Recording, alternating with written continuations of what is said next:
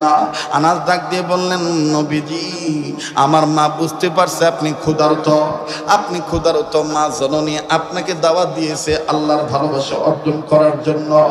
আমার নবীজি আপনি বলেন না আপনি কি দাওয়াত কবুল করছেন কি করেন নাই?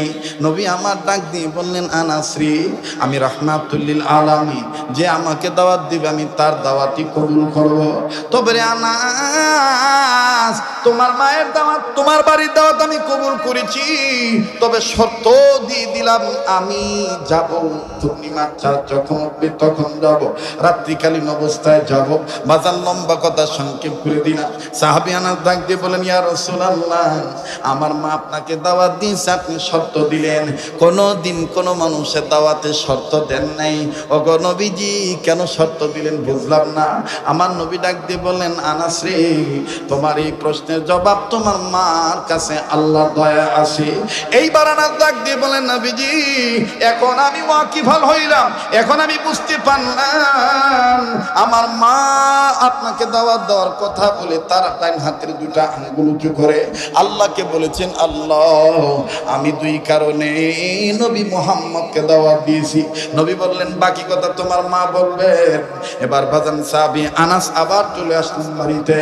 মা ডাক দিয়ে বলতেছেন, বেটারি রাহমাতুল লিল আলামিন তিনি কি দাওয়াত কবুল করেছেন?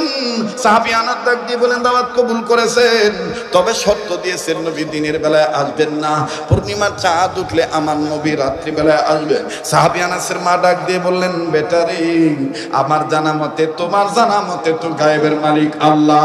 এ বাজান তাদের ঈমান আমল সই আছে, বলেন একমাত্র গায়েবের মালিক কে? আবার বলেন না গায়েবের মালিক কে?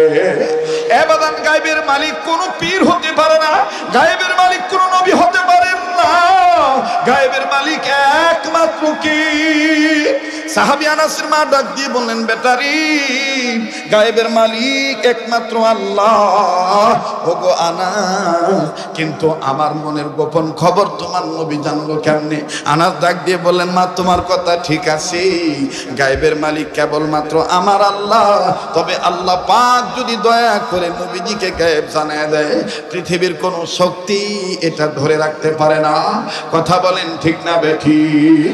মা তোমার মনের গোপন খবর আল্লাহ তাআলা কুদরতি টাওয়ারের মাধ্যমে নেটওয়ার্কের মাধ্যমে আল্লাহ নবীর দরবারে পৌঁছে দিয়েছি। তবে মা আমি তোমার কাছে বিনয় জানতে চাই, মা বলো না তোমার মনের গোপন খবর কি? আনাসের মা ডাক দিয়ে বলেন, আনাস রে আমার মনের গোপন খবর হলো দুইটা। নাম্বার এক,